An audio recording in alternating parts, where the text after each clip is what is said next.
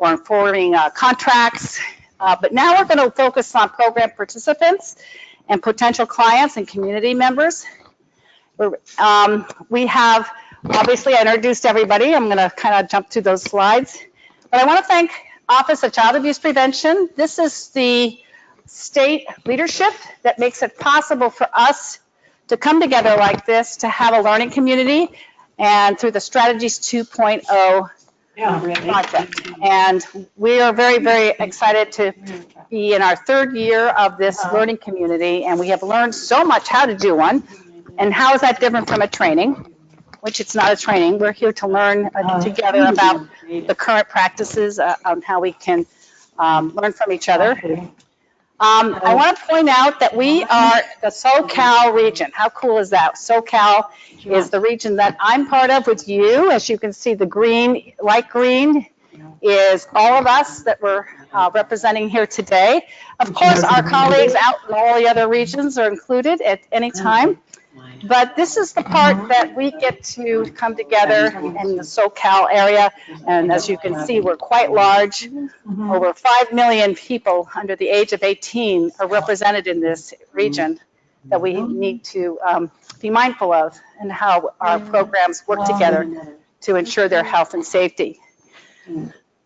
So Strategies 2.0, this version of Strategies is a canvas for professional skills. You're here to improve your professional skills, our organizational structures, our community relationships, and these are also necessary to mitigate the risk factors that's the only thing of child abuse and neglect. So that is really our primary focus, and we want to promote child and family well-being and community well-being.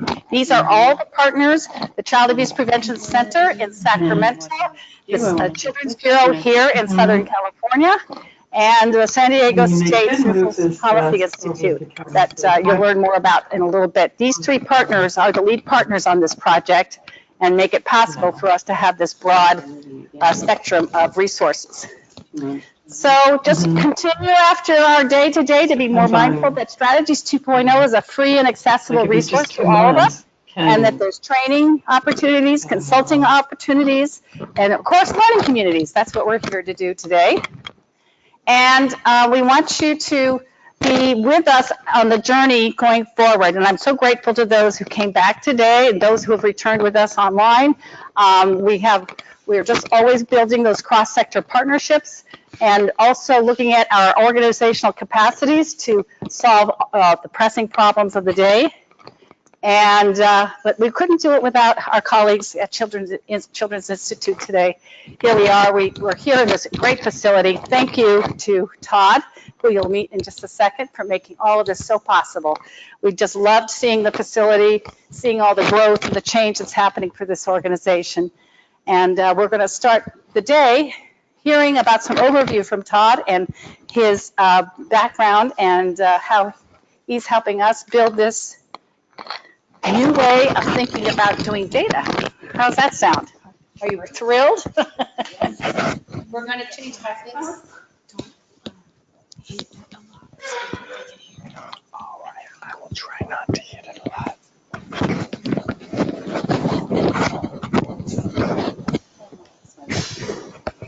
Does that work? We good on sound? Yeah. Hi, guys.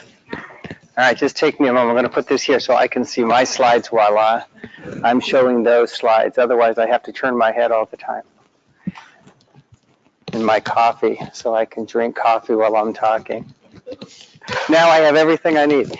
So good morning. It's nice of you guys to come out. I am with Children's Institute, so we got to host it this time, so that's nice for us. It's always, I'm good? You can see me? All right. It's always a little awkward because we have people online and we have people in the other side, so I'm not quite sure who I'm talking to, but I'm just going to talk with you guys and then assume the rest works out.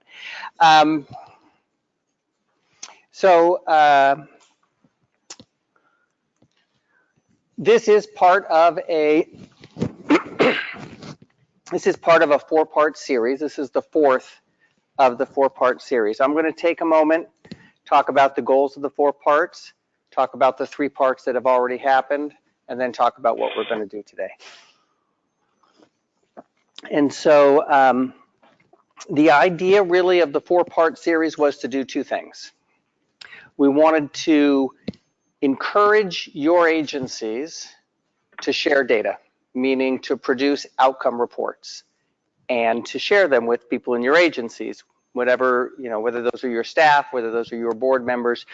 A lot of agencies talk about doing outcome evaluation for one reason or another. They don't seem to actually produce reports. They collect a lot of data. We collect data on our clients. We collect data on our services.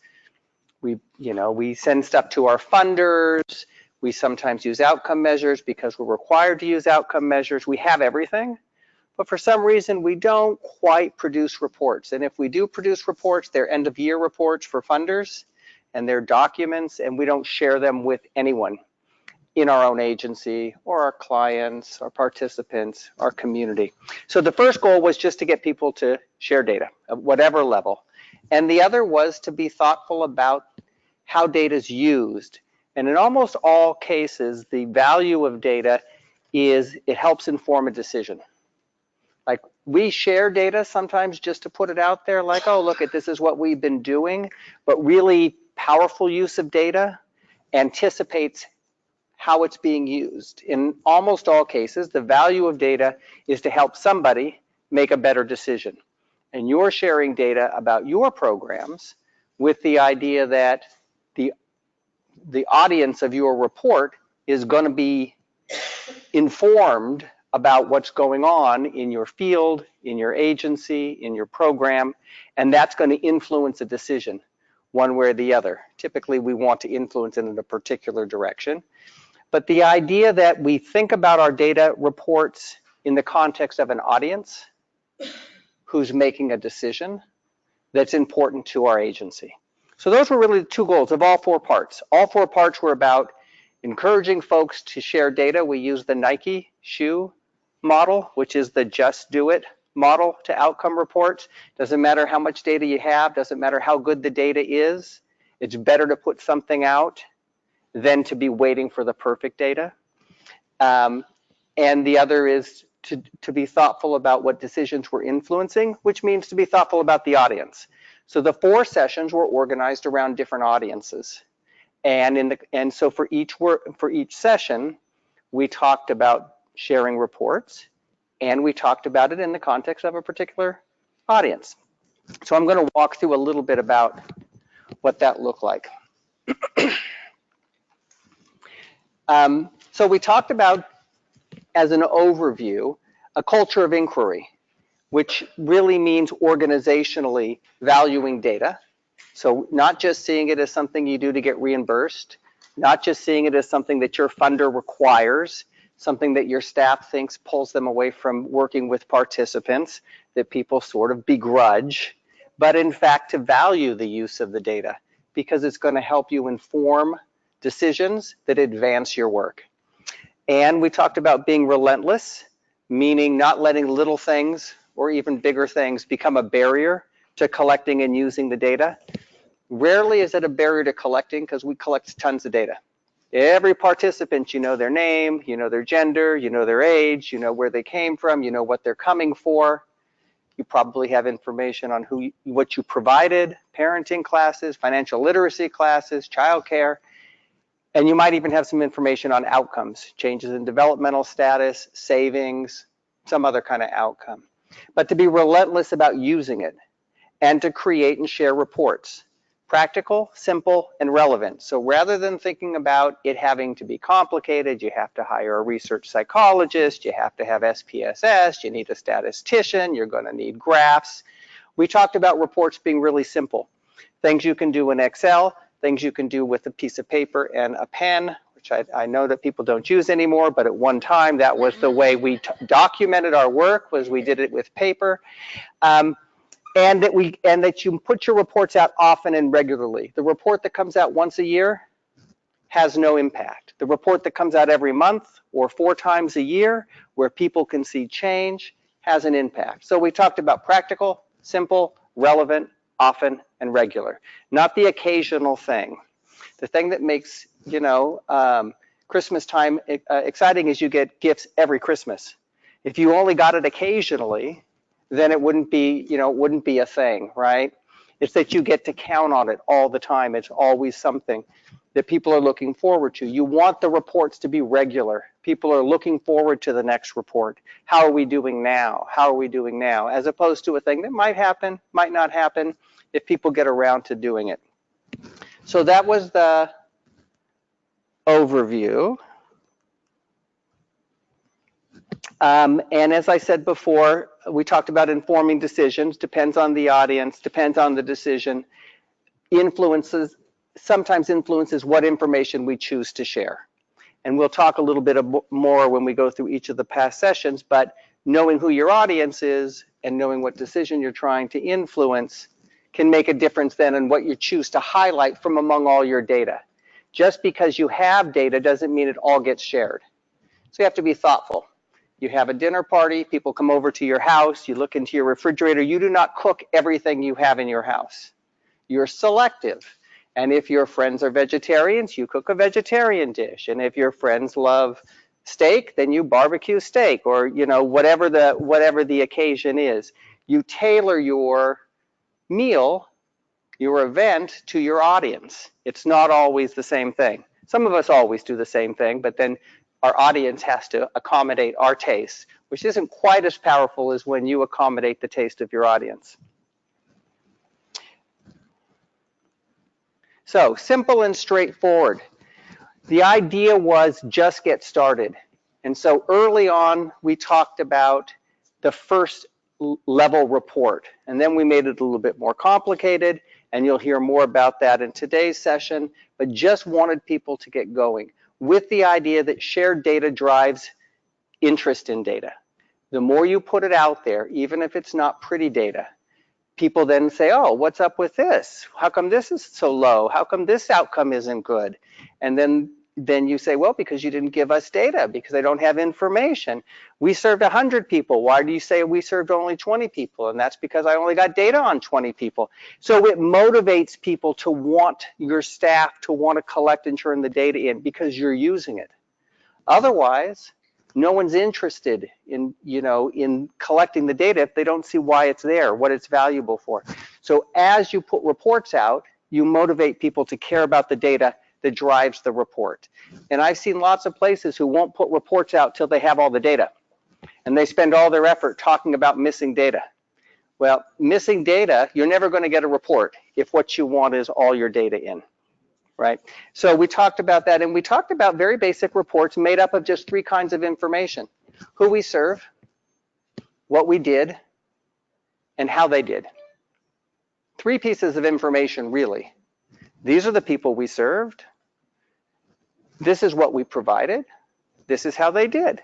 We served families who were looking to save money. We had a end-of-year tax program that allowed them to get earned income credit, and 5,000 people got earned income credit for a total of, $50,000 of money that was returned. 3 pieces of information. And in practice, we identified 10 data elements. And as you go through these, we ask people, do you have these things? So date of referral. This is the first day someone was referred to your program. So it's like, I do have it, I don't have it. Most people have date of referral. The date they got a call or a fax, or however someone walked in, however people get to your program. The first session, the first time you enrolled them in a program. The last session. Maybe it was a 1 session, it's the same day. Maybe it's a parenting class, there's 10 sessions, Maybe it's a workshop series. And then the total number of sessions they attended. So parenting class, first day, January 1st, last day, June 30th, total number of sessions, 10. Okay, completion status. They completed everything or they partially completed. All right, so there were 10 classes. Did they come 10 times? They came 9 times. They came 2 times, right? They left early and they never came back. How old they are, their gender, their ethnicity. The target concern, the thing that brought them to you. Parenting, financial literacy, childcare. What is the thing that brought them? you're strengthening the family. They were reported to the child welfare system. They're at risk of child maltreatment, whatever it is that is the primary thing. And then an outcome measure, if you have one.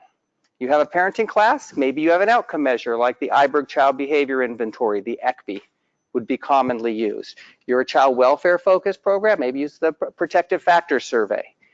An outcome measure, maybe you have one, maybe you don't. You don't need number 10, but if you have number 10, then you include it. If you don't have number 10, in one of our later sessions, we talked about how to get a number 10. Okay, so 10 things, of which virtually everyone has. What could you do with those 10 things in your simple, practical, easy to do report? You could do entry rate. That's the percentage of people referred who have a first session. 100 people were referred, 90 started. That's kind of impressive. 100 people referred, 10 started. Might be some need for work. Completion rate of those who started, how many completed? 100 were referred, 90 started, 80 completed my 10-week parenting class, which is helpful because it gives you information about how well you engage people and retain them, because if they don't finish, you can't really expect much change. Average age, gender, ethnicity, and target concern. Some information about who you're serving. So if people want to know who you're about, you served low-income families, you served families with children under 5, you served people who, something about the characteristics of the folks you served. What did you provide? 10 sessions over 12 weeks. How do I know that? I know the first day, I know the last day, and I know the total number of sessions. And an outcome achieved. If you have the protective factors, if you have a parenting scale, if you have a satisfaction survey, then you have a pre-score and a post-score. And now I can talk about percent improvement. Percent, I don't need SPSS. I can just talk about the mean score was a 3, and now the mean score is a 4. They improved by 25%, which is an impressive outcome. Then people will say, oh, well, can you do more with it? Well, that's what you want. You want people to be interested. And then my favorite is I can look at entry rate, completion rate, participation, so level of service, outcomes across gender and ethnicity. So I'm able to say, does my service work well across ethnic groups, across genders, which gets at whether it's a culturally relevant program. And so it allows you to do interesting things. All of this would make an entry-level report, and all of that comes from 10 pieces of information that you probably already collect. So then the issue that we talked about was then just do it. Just take a period of time, 6 months, go backwards, pull the data on those 10 pieces of information, and create your first report. And you could do all that with paper and pencil. And if you wanted to make a graph, you could use graph paper. And if you happen to own a computer, you could use Excel. And Excel would both sum up everything for you and graph it. You do not need anything more sophisticated than that. And that's what we encouraged. Share data quickly. So in the first convening, we focused on funders. That was our audience. What does your funder want to know? Your funder wants to know, did you do what they funded you for? Mostly. So they want to know, did you serve the number of participants you agreed to? And did those participants get better? That's almost always what funders want to know. So, and we shared an example of some first generation outcome reports, very simple. And I want to mention, by the way, everything from all the convenings are available online. You can pull down the recorded videos, you can pull down the sample reports. If you missed those earlier sessions, go back and take a look. But we had sample reports. And we had a plan that people should leave the meeting creating a data information, data collection table, which just was a list of all the pieces of information you already require. Like the 10 I listed, you go right through your intake packet. What's all the things you collect when people enroll in your programs? That's your data chart. So you know what you have available to you without adding anything new. You probably already have a ton of information. And then we suggested prepare a report, just like the report I was describing.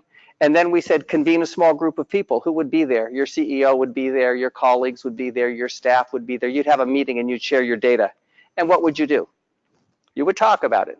It's like, look at this report, and people would love it, they would hate it, they would argue about it, they would criticize it, and then you would have interest in your report. In the second convening, our audience was policymakers and civic leaders. These are people who set funding allocations and who set direction for programs. And we talked about what do they want to know, and they want to know about need, and they want to know about what programs work to improve that need. And sometimes they want to know about cost savings. Is this a better way to achieve outcomes? So we talked about approaches to analysis and reporting. We had at that session, Jolie, who's going to be presenting today, but she presented then on the early stages of an evaluation workbook, which was motivated by this idea of getting started. You can be small, you can be big, you can have sophistication, you can have people dedicated to evaluation, or you could be 3 people wearing multiple hats, in which case someone just has as part of what they do evaluation. Doesn't matter how big or small you are, you can do something. And then we had the presentation on the Portrait of America and the Human Development Index by Cheryl Wold. And again, I would encourage you to go look at this. And it talked about big data and how you can use big data and drill down to your own community to identify need. And again, with this notion that this is use of data for funders. Sometimes the kind of thing a Head Start program would use for a annual needs assessment, something you might use to speak to local policymakers about what you were doing. And we asked people to leave with a plan to produce a report, and this time to add an outcome measure if they hadn't done it before, just one, and to generate an outcome report and to continue to talk about outcome data. So that was the end of the second convening. And then the third convening, we focused on staff and volunteers, your staff, the people who deliver services. And in our agency, sometimes those are paid staff and sometimes those are volunteers who do the work for us. So we talked about what that audience wants. That audience wants to feel good about their work. They want to know they're having an impact. And your supervisors, your managers who support those staff want to know how to improve. We're good, how can we be better? We're better, how can we be great? Right? So when you use data for your own staff, it's typically for a quality improvement goal, as opposed to a policy making goal, as opposed to a funder accountability goal. Same kind of data, slightly different focus, because you're emphasizing a different kind of decision. And we actually had a presentation from Amina Fields-Jones. She's the director of Children's Institute, so she works here, of their Research and Evaluation Center. And this agency has a large research and evaluation center, about 10 people who are dedicated to that work.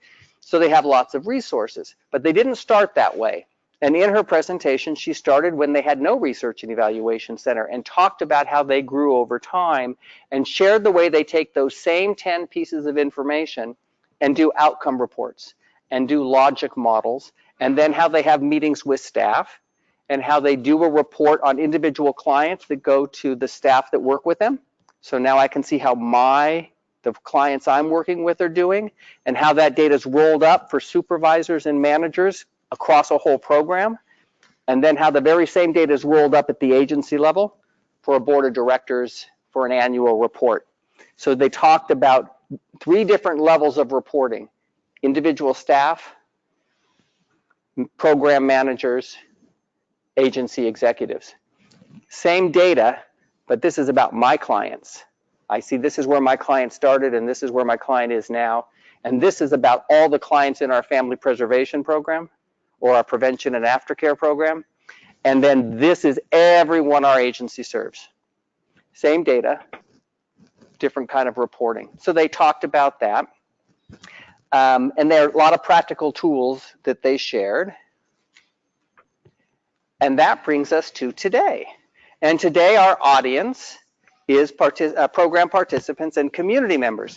Now, when I was a kid a long time ago, Trident and Dentine, these were the big sugar-free gums. I don't think anyone chews. We go to my grandmother's house, and she used to love sweets, and she was trying not to have sweets. So she got rid of all the sweets at her house, and she had this like candy bowl filled with Trident. And so these were these, like, you know what I'm talking about, the little rectangular, yeah.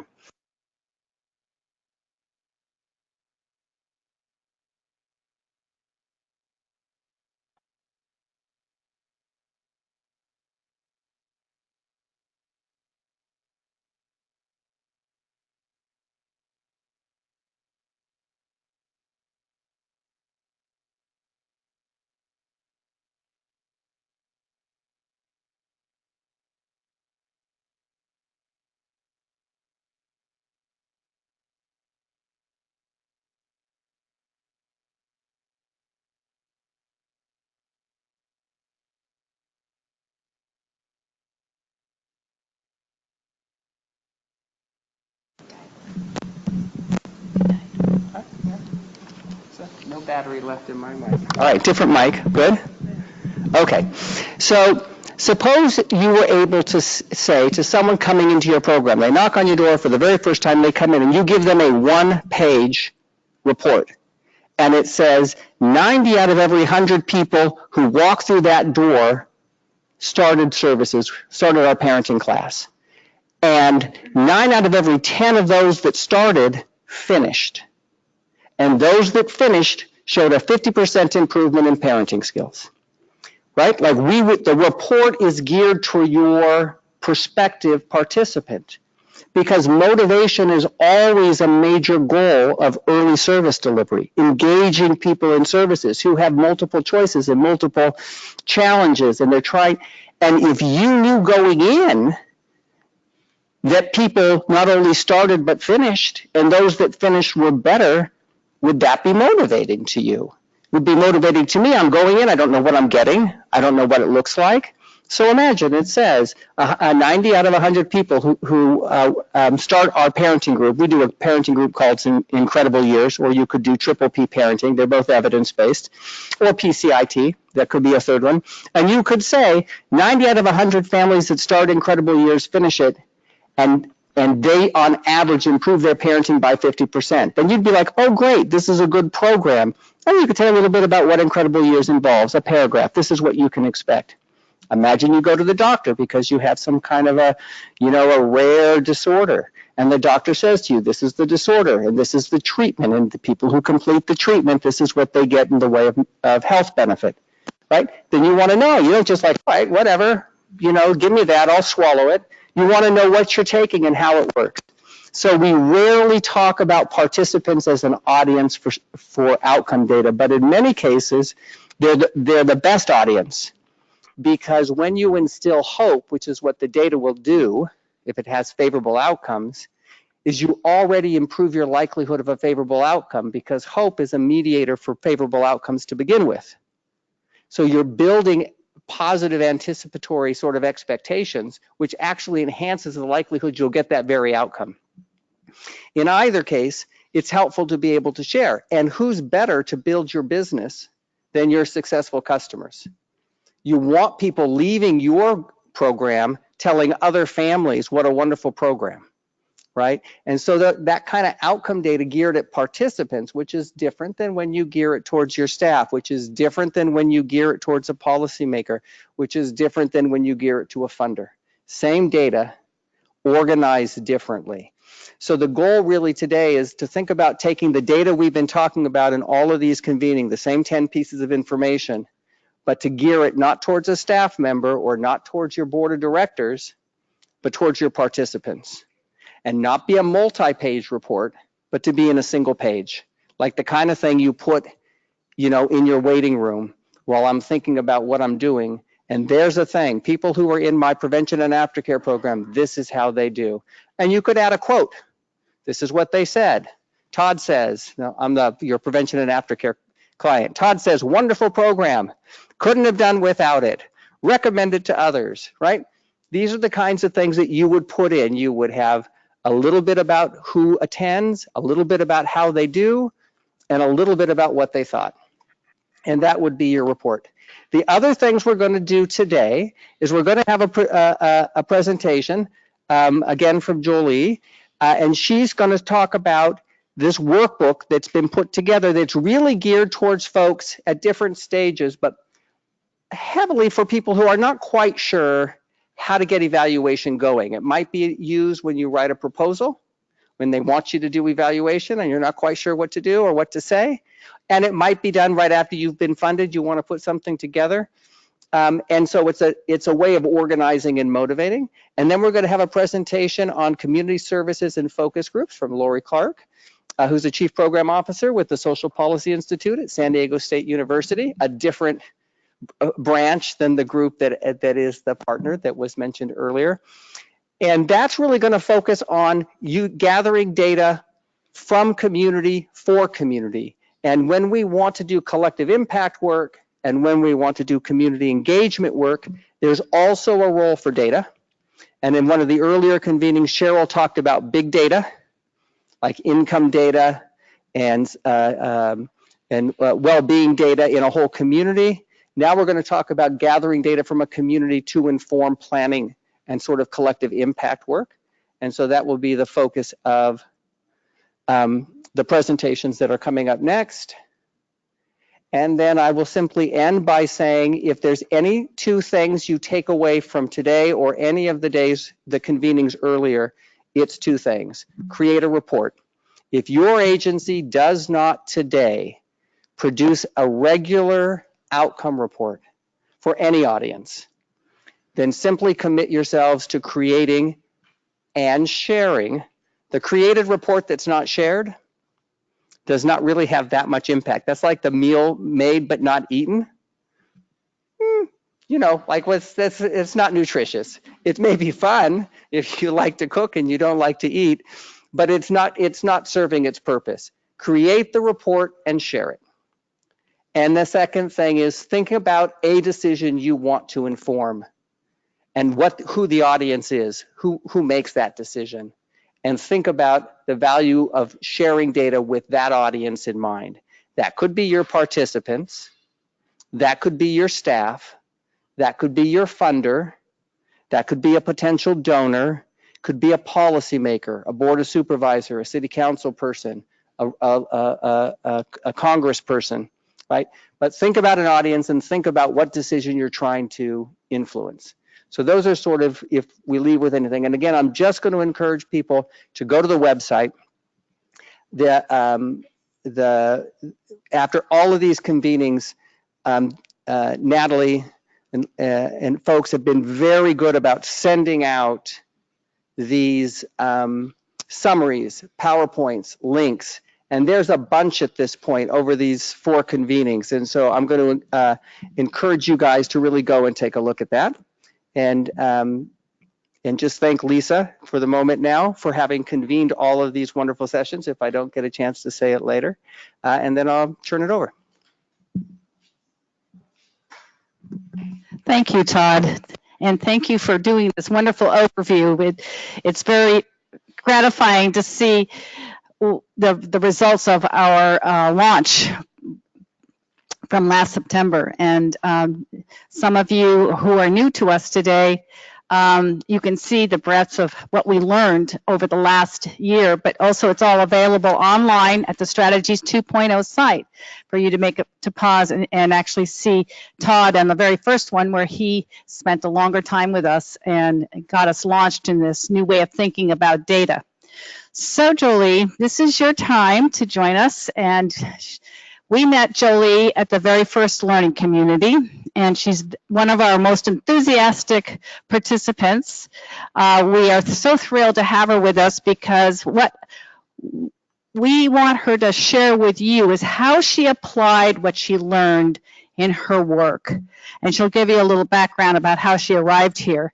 But the important thing is what we're learning today is only as good as how you go back and you apply it, right?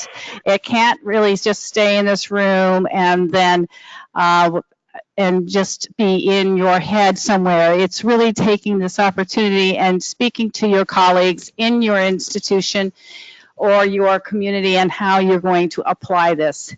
And I can say in my world, just by myself, working with the folks that I have the fortunate experience of working with in Atascadero, I'm applying it every day. I think differently today than I did a year ago about how I use data to not just report, like Todd said, on an annual or quarterly basis, and then poof, it goes away and it doesn't arrive anywhere for us to be meaningfully attached to it.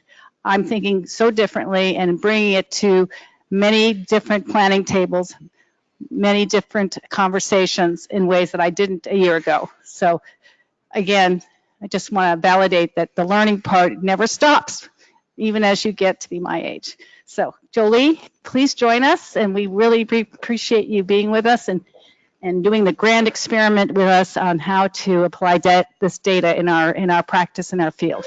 Thank you. I think I have one. You're all good? I'm good. You can hear me? Okay. Hi, everybody. I'm gonna use this space. I'm gonna turn on my stopwatch so I don't go past my time. All right. Oh, do I have is this the? And just push this? Okay. You haven't started.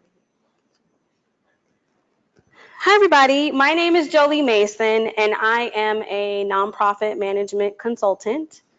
Uh-oh. That is not. How do I stop it? I didn't realize it was on a. Okay.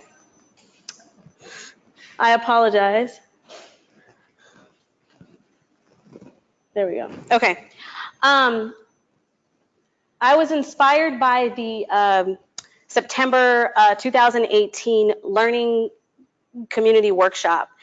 And if you had talked to me before then and asked me about data and evaluation, I would have probably rolled my eyes and told you I felt like it was like going to the DMV. No offense to anyone who works for the DMV, but I felt like it was like that kind of experience. However, I attended the September 2018 convening and learned so much from it. I was inspired to start creating a workbook, not just for myself and my clients, but for anybody who was like me and new to this and wanted to learn more about it. And I really wanted to provide something that would be a helpful tool to other people. So after this convening, and when Natalie sends out the updates next week, you will have a link to the workbook that I created as a tool. It's an online workbook, and just so you know, the workbook is going to request your information, your contact information, and it's not for solicitation of any kind of service from me. It's so that the link pulls your information in, sends it back to you, and it's personalized for you. So just so you know, it's not a sales link, it's not a ploy to get any information, so feel free to put your information in. It's asking for your email and your name, I believe, and then it'll send you back the link. We're piloting this for about 60 days.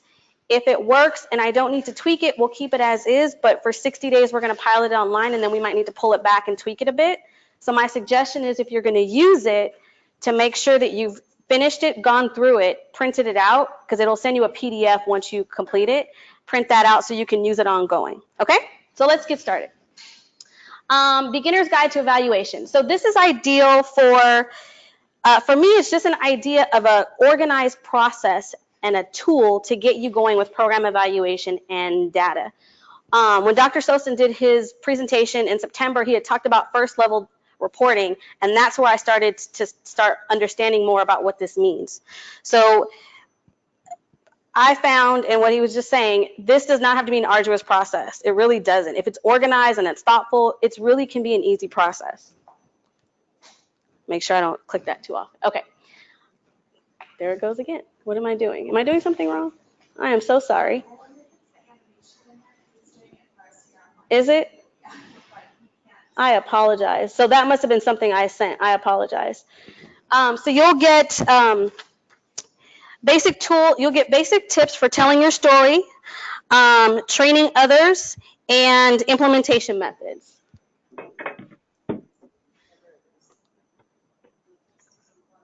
It just doesn't want to stop. Yeah, I thought I had taken that out. I apologize, everyone.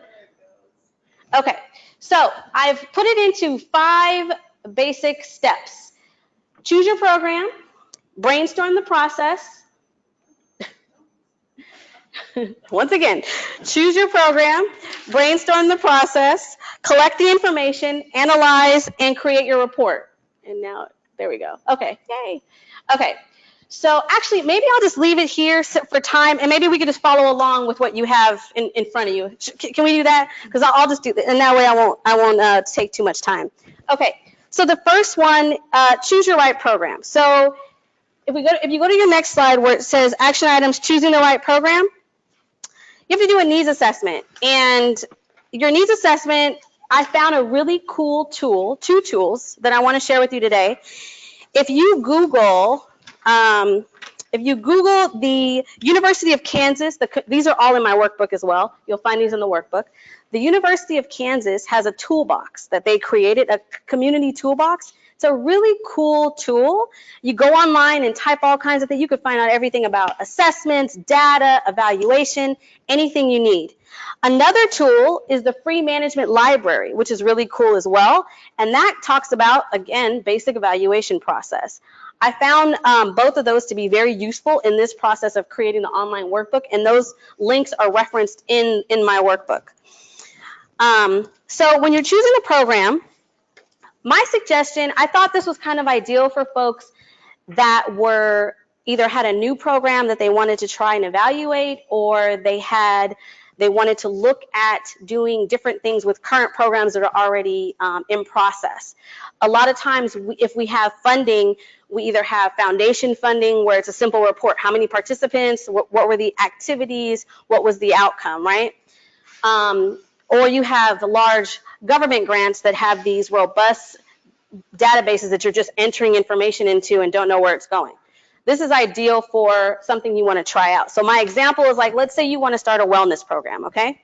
We want to start a wellness program, we want to collect some information, and we're going to do a few activities. So let's say we're going to do yoga, we're going to do nutrition classes, we're going to check people's blood pressure, we're going to bring on wellness clinics on site, we'll have a dental clinic, all these things. So let's say you want to try that out, right? We're going to use this as our example for this morning. Choose your program. Engage your key staff. I feel, in my opinion, it's so important to engage the key staff in this process, because the key staff, what I mean by that are staff that's going to be participating, whether it's the staff that are going to be collecting the information, the staff, even from the person who's sitting at the front desk taking the phone calls, anyone who's going to be part of this process should be engaged, in my opinion. I surveyed 10 of my colleagues who were direct service professionals, and they felt the same way. Every time we get a program, we're just told, collect this information. And in my opinion, I feel like, look at it as a hospital. When you go to the hospital, who are the ones that know everything? The nurses. You can't do anything without your nursing staff, right? They know when the patient ate, they know what medicine they're on, when they last took their medicine, when they took their nap, what tests they have to go. That's your direct service staff, and they're very important to be engaged in the process. Also, discuss the process. You need to discuss the process with the folks that are going to be involved. So is the time frame correct for us to be doing this? Is this the right time? Are we collecting enough information? All those things to be considered. I'm kind of just glazing over all this because all of this is, the workbook is kind of robust. So all of this is in the workbook, and you'll see it kind of gets you to talking and thinking through things. So I'm not going to give you this long overview, because then you can spend some more time with it when you receive the link. When you go into brainstorming, so I'm going to the brainstorming slide. What are you collecting? What is your list of things that you want to collect? You want to collect, you might want to collect demographics. You might, like for our wellness program, people might not be comfortable telling you their weight. I'm not going to come in, I don't know you, I'm not going to tell you my weight, right? So how about saying, okay, how many pounds do you want to lose? We'll use that. How many pounds does someone want to lose? Is their blood pressure too high? They want to normalize it. Things like, so what information are we going to collect in addition to age, ethnicity, gender, those, the basic things. Develop your plan. Your plan is important because you need a plan on how you're going to collect. Are you being thoughtful? Are you culturally competent? Are you culturally sensitive to your population? Are your forms, if you're going to use forms, are your forms translated in languages of your population that you're going to be serving? Do you have staff that are linguistically competent to talk to your clients, the population, the families, so that you want families, in my opinion, you want them to feel welcome when they come through your doors. You want them to be part of the process. And I'll discuss later, you also, well, in the next, you want to socialize with your clients as well. Talk to them about why this is important, why we want to collect this information. We want to collect this information because we want to help better serve you. We want to strengthen your family. We want to provide more services. We want to find out where the gaps in services are. Talk to the clients because they might be able to tell you things about collecting that you didn't even think of. Engage. Do a self-assessment. In my line of work, I found out as a consultant, because I bounce around to different organizations, there's a fear of sharing information because of funding competition. Funding can be scarce at times, right? We're concerned about funding. This person in the same service area as me might be going for the same grant. I don't want to talk to them. But when you don't talk to them, you might miss out on an opportunity. There might be opportunities to share information. There might be opportunities to collaborate. So it's kind of opening yourself up. What are your strengths and weaknesses as an organization that you can really look at? Do a self-assessment. Can you collaborate? Are you closed off from sharing information, and why? The next one is data collection. So collecting, number 3.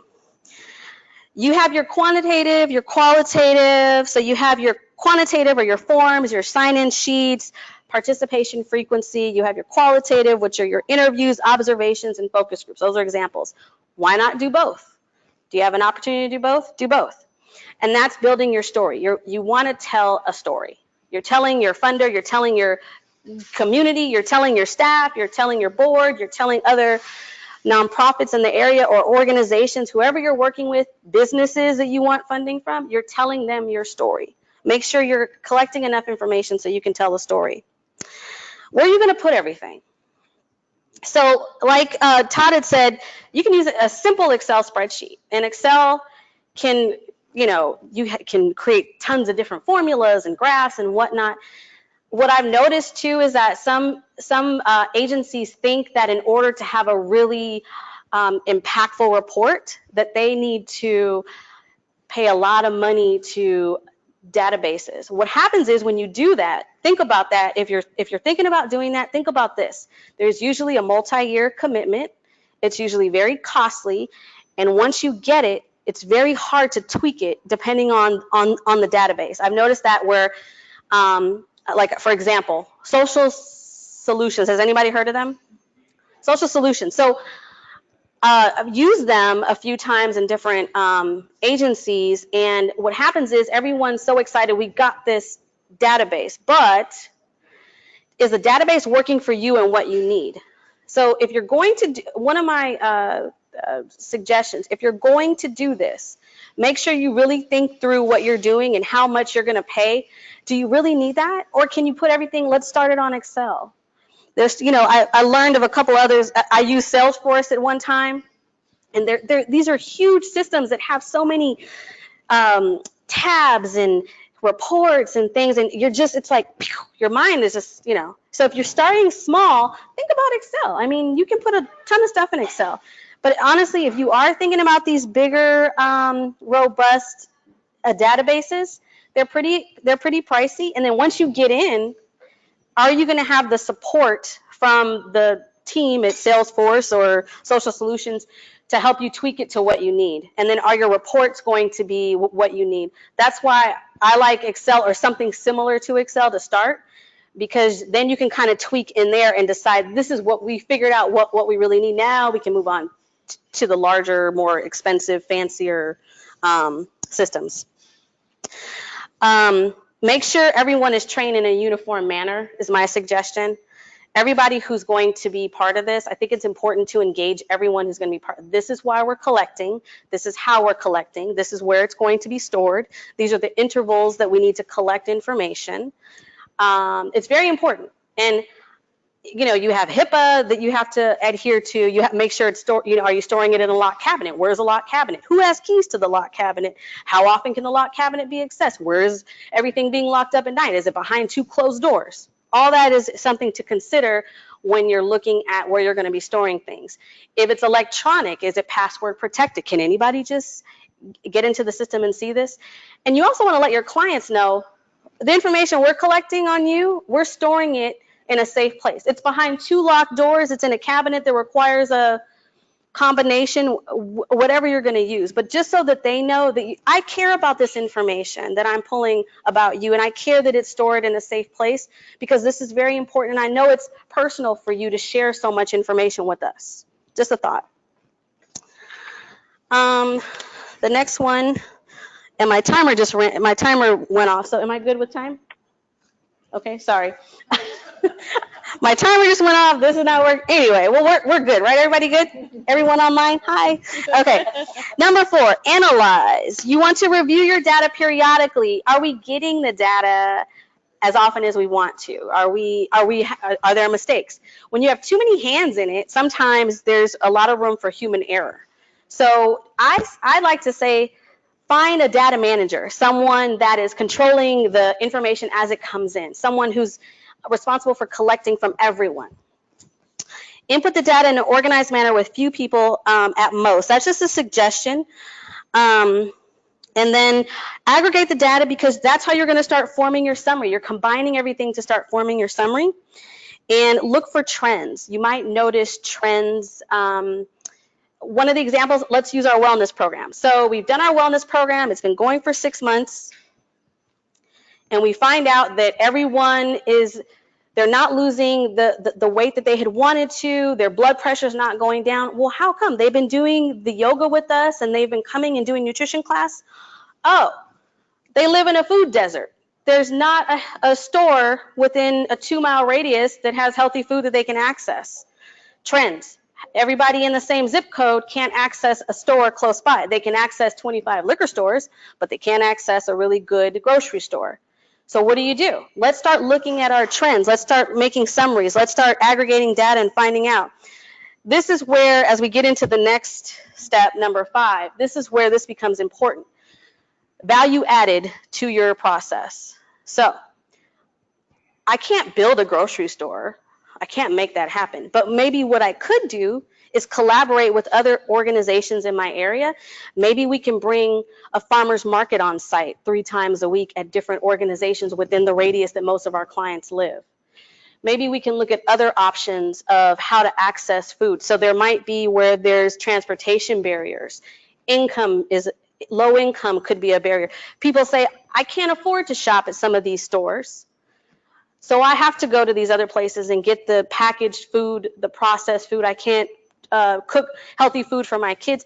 So maybe we should start a community garden. So these types of things, to me, are where your trends, you look at trends of what's happening in addition to what you started off with. We started off with helping people get healthier themselves, but now you're looking at the whole family and what they are having issues accessing and how you can add some value to the process and what you could bring to the table. That's why it's important to talk to your other agency partners where you're located. And finally, my favorite step is number 5. Creative reporting is an innovative way to show your results. So, how many of you have received funding? And when you receive your funding, you receive that report. Okay, you just send us a quarterly report. Just send us the number of participants, send us the activities and the outcomes. That's all we need, right? Simple. Oh, boring, right? Boring. But they need that to keep funding you, right? But you know how many they have to review? They have to review so many. The person that's asking you for it is probably reviewing like 1,000 of those. And after a while, they're like, all right, you checked all the boxes off. Why not do some creative reporting? Which is why I'm so excited about creative reporting. I'm also biased because my spouse deals in multimedia, and we're all about creative reporting. So identify ways to impress the funder. Give yourself the best opportunity for success. Do the format they ask. So do the report. And I shouldn't say it's boring. I apologize. I'm not trying to, any funders, I'm not saying the report is boring. I'm just saying that it could use a little uplift. Do the report, but think about multimedia. How? Okay. How about we follow a family's journey if they agree to it? But we're sensitive. We're very sensitive about where they're at. And we also find out you also find out during these reports that there may be some failures. Somebody may have started and it just completely went the other way. It went left. It didn't go right. And that's okay. We have to learn from those things. We're always so stuck on, well, we need to have big number outcomes. We need to have all success. No, because the things that fail are learning opportunities for you to revamp the process and maybe start over or realize that there's another underlying issue that a family is facing, and we need to address that too. So creative reporting is important. Leverage your technology and outside resources. And I'm not talking about, when I say multimedia, yes, you can pay to have a multimedia company come and do stuff, but everyone has pretty awesome cameras and video capabilities nowadays. So start with that. Start interviewing families if they allow. Start talking about how they went through the process, how it helped, or what things that they felt needed to change. Just keep it simple. Stick to the information. And the last slide that I wanted to go over was, it's put on here, it's a link to a creative reporting video. So as I mentioned, so my husband had worked with Futures Without Violence, and they're based in Northern California, and they had a very large grant from Blue Shield, and they wanted to show their collaboration process through the course of the grant funding term. And they interviewed a lot of people and showed their process. So that's what I mean by creative reporting. So you can, whenever you have your own, when you have free time, go to that link and scroll down, and it's called Building Bridges Toward Prevention. And that just kind of gives you an idea of some of the ways to do creative reporting. And it was very impactful, and Blue Shield loved it. So it really worked out well for them. And that's what I mean. And again, it doesn't have to be something fancy. It just could be, people like to watch video because it's less, you know, reading a report, especially if you're reading 1,000 of them. Think about the funder receiving a video with through their thousands of reports. How cool is that?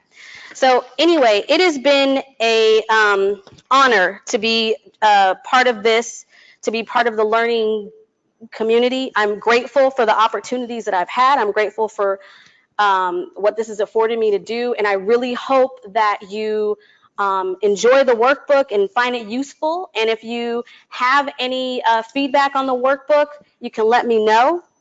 I really would appreciate it. And thank you for your time. Oh. How are we getting a workbook? So the workbook, oh, go ahead, sorry. Oh, me, oh. So the workbook is going to be sent out in a link when you get the recap. So the workbook, again, just remember, the workbook is going to be it's a live web link. You go to the workbook and it asks you to put in your information, and then it sends you a link that's personal to your email address. You put your information in, you can go in, you have to click submit. It comes with instructions so that you understand what you need to do, because if you don't click submit, you lose everything. Submit, even if you're not finished, submit, and then the next time it'll send you a recap, and then you can go back into that same link, so it's personalized to that email address.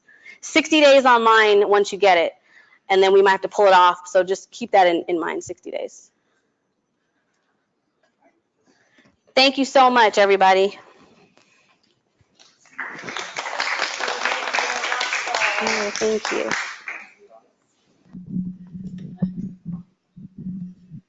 So we're at a point where we're going to transition, but we're going to take a 5-minute break. So this is your time to just stretch a little bit, and we're going to mic up Lori, our next presenter, and talk about livable communities and how it can inform us today how to build your knowledge for your data journey that you're going to take after today's learning community. So see you back in 5 minutes.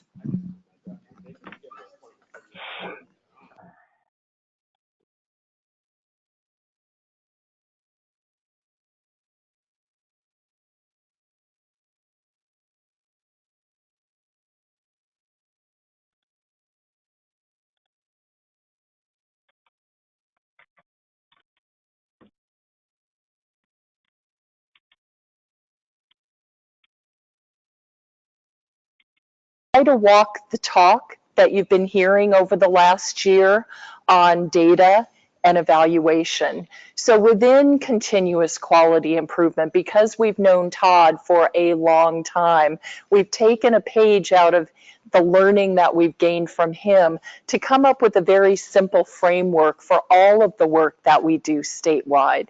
So we ask ourselves the questions, what did we do? And under that umbrella, some of those data points that we reviewed today of the 10 come up. Well, how many of this and how many of that? So yes, we do the counting because that's a standard part of being accountable and responsive to our funder. We also ask ourselves, how well did we do what we did? So those of you who have been to strategies trainings may not know that transparently behind the scenes, we have our CQI team, Continuous Quality Improvement, sit in on the trainings from time to time and do field reviews and trainer observation with feedback.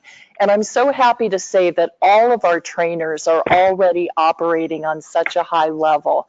But again, this is a way of looking at quality, learning together. What are we doing well that we can spread to others?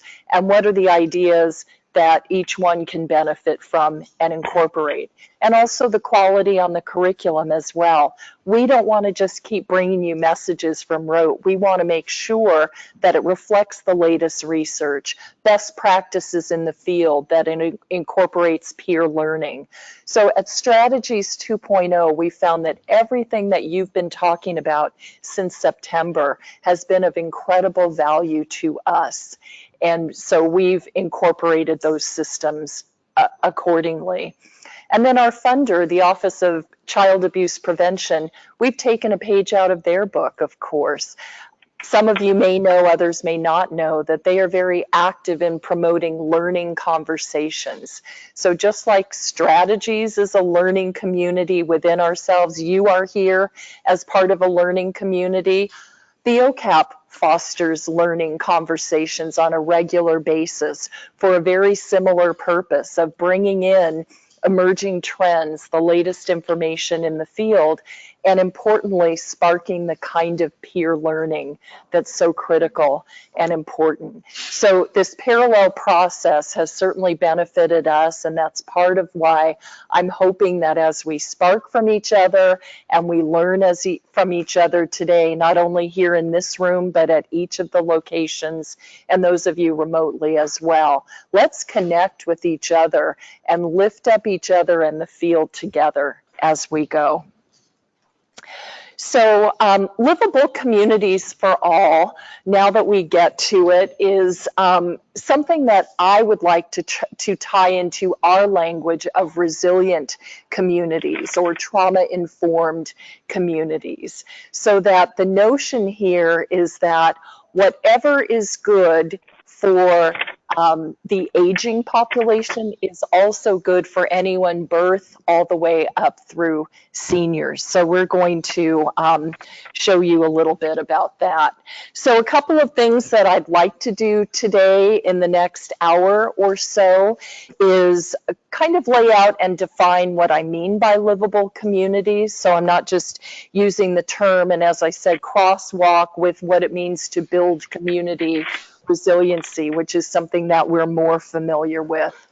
I would like to show you some concrete examples and thereby demonstrate how we've used concretely quantitative and qualitative data at the community level. So data for the community that will be used, that we derive from the community and that they are interested in using. And then want to wrap up by coming full circle back to what does this mean for us and what are some next steps that we might want to consider. All right, so to help define what is a livable community, I'd like to show a brief little video that I think says it very well and gives a little bit of background.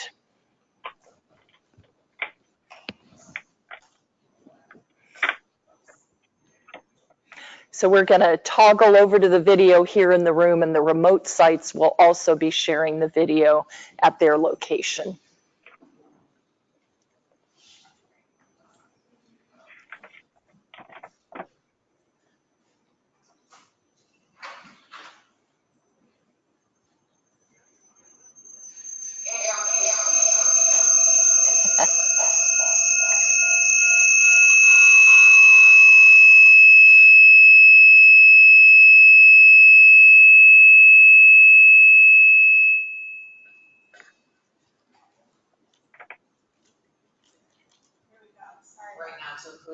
There we go.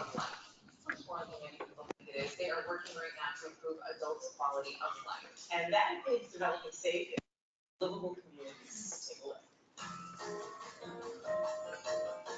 Livable communities are places that everybody wants to live in. They're great communities for all ages. They're safe, have multiple housing options, great transportation options as well, and access to services, engagement opportunity, jobs, and other great aspects within a community. One of the main reasons that AARP is so focused on local communities is that we actually hear from our members who actually want to remain in their communities. 8 in 10 people over the age of 45 want to stay in their own homes, want to stay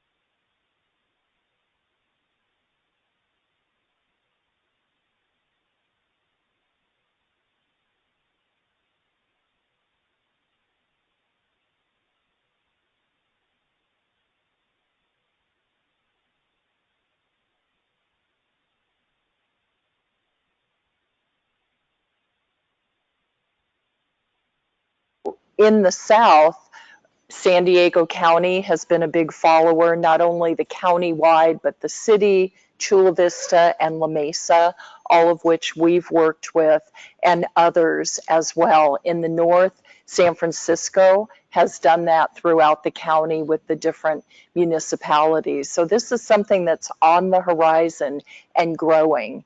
And while there are things that I hope you don't notice from the clip, like lack of diversity in some of the spokespersons here, but what I hope you do notice is some of the threads that are particularly relevant for us. First of all, the intergenerational. You know, we see that part of the planning, part of making a livable community or a resilient community in our vernacular is being inclusive of everyone. Also, this notion of tying to vehicles for change, which is sort of a monograph that's really guiding our field right now in family strengthening and prevention. One of the things that we know from there is it's not only our one-on-one work with families, but it's building and strengthening communities as well. And one of the ways to do that is through civic engagement. So again, the Livable Communities movement is really echoing a lot of what we are currently talking about right now. So that's partly why I wanted you to see that. So again, just, and the final thing of note that I would say, they're saying currently is 8 to 80 because it's kind of catchy, but you notice me saying birth through seniors or birth through 80, and some people would say beyond 80, and of course that's true. It's basically meaning inclusive of everyone. So with our field, we have a huge focus for good reason on 0 to 5, but we're inclusive of everybody. So again, I just want to say that regardless of some of the mantra, it's for us. It's for all of us. So the World Health Organization and AARP have identified what they refer to as 8 domains of livability. So I'm going to quickly go through those domains so that you can see what they mean and how they connect for us. And then on the back end, tell you what it is they prescribe in order for a city or a county to become an officially certified livable community. So the first one is outdoor spaces and buildings. So again, this is really looking at the importance of the environment, the livability of having that option for wellness and resiliency that's out there and available, and that we are paying good close attention to in terms of building that.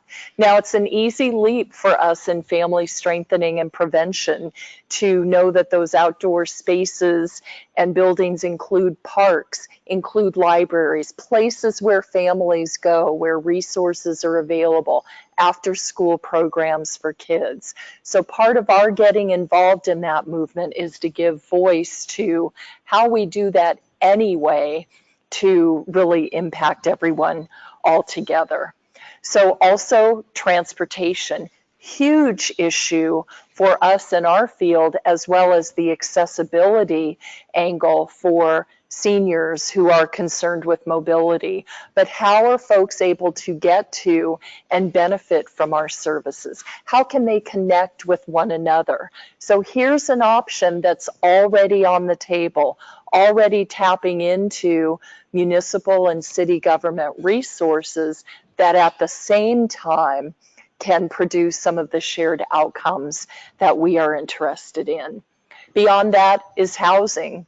Again, another huge issue for us, really looking at appropriate housing, in this case for seniors, where they can age in place, remain in their community. As you heard in the video, you know, so many seniors want to remain in the same community where they are, with their family, with their friends, with their social network. And how do they do that? How do they transition from a 2-story residence or home into something that may be smaller, maybe on one level? And how do we at the same time help address the affordability crisis in housing for everybody? So again, focus on seniors, but with applicability across the board. Fourth is social participation.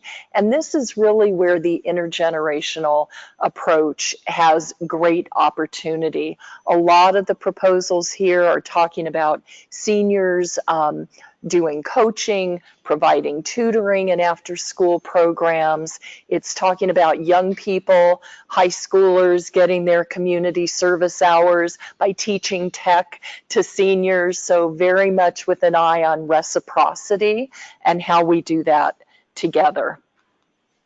Respect and social inclusion.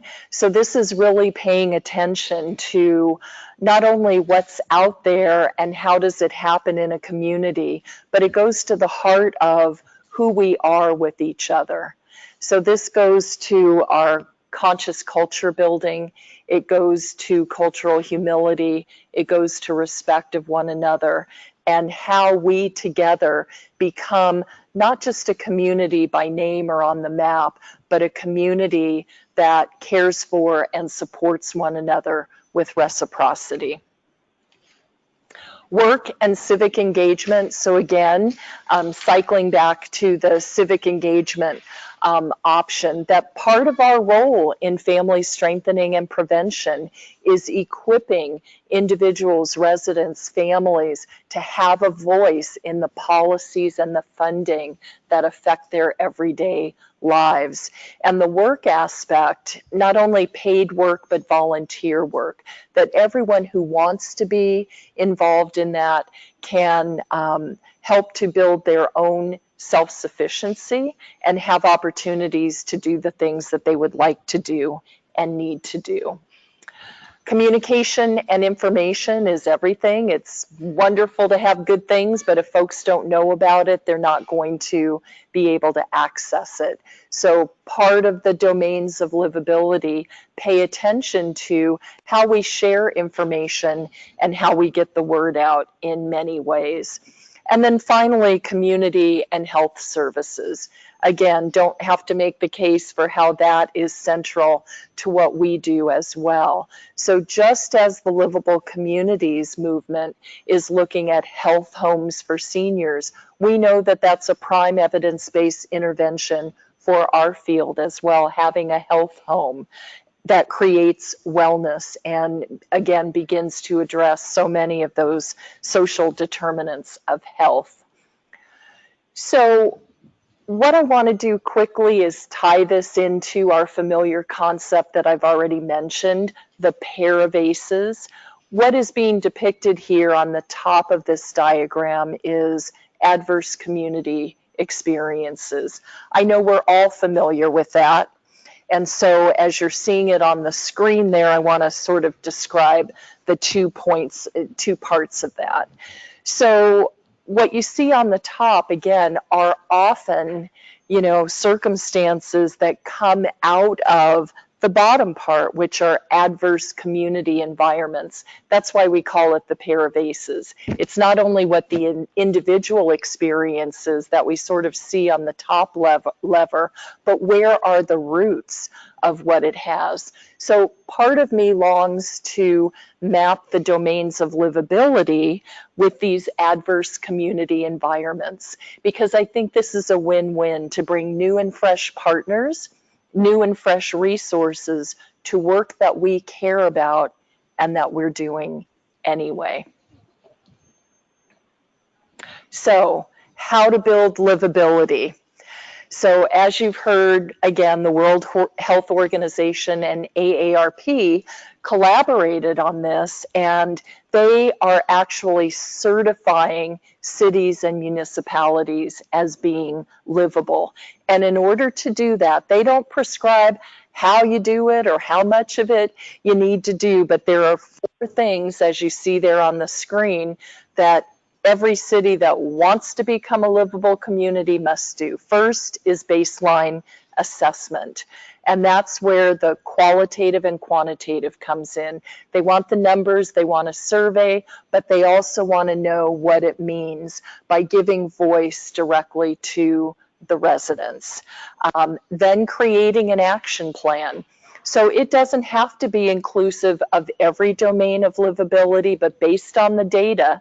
So again, using the data to inform the decision of what will the priorities for the action plan be, cycling back around to really target what those are. And then having a plan for implementation, making sure that evaluation happens. Again, are we doing what we thought we were going to do? Do we need to course correct? How can data inform us in doing that and going forward?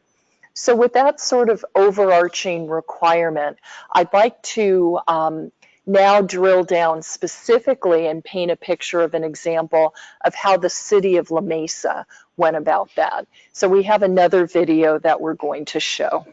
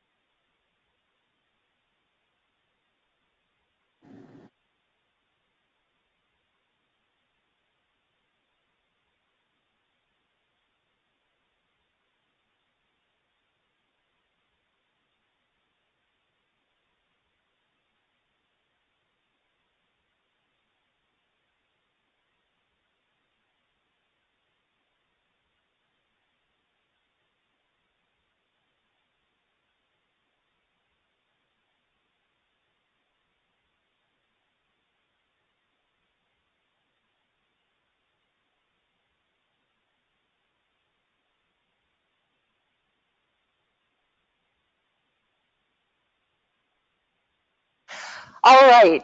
So this video, I hope, highlights the so what of gathering and using data to inform decisions in the action plan. Because as you heard, the goal is for that action plan to go to the local governing body, whether it's the city council or board of supervisors, to vote to approve the plan. And guess what? When that plan is approved, it gets handed to the city staff that incorporate it into the planning and funding and activities in each of those areas. So of course, city staff are one of our partners and stakeholders.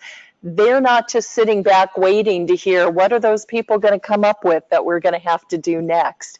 We ask them to help us as subject matter experts on what is already happening that can be built on, and they are at the community conversations to inform what we're thinking and talking about as well. So it's very much a partnership, but it's one that has real opportunity of moving forward and making a meaningful difference, because it becomes policy and funding gets directed to implement over a 5-year period the recommendations. So this is part of why I'm so excited about us as family strengthening and prevention really connecting well with that.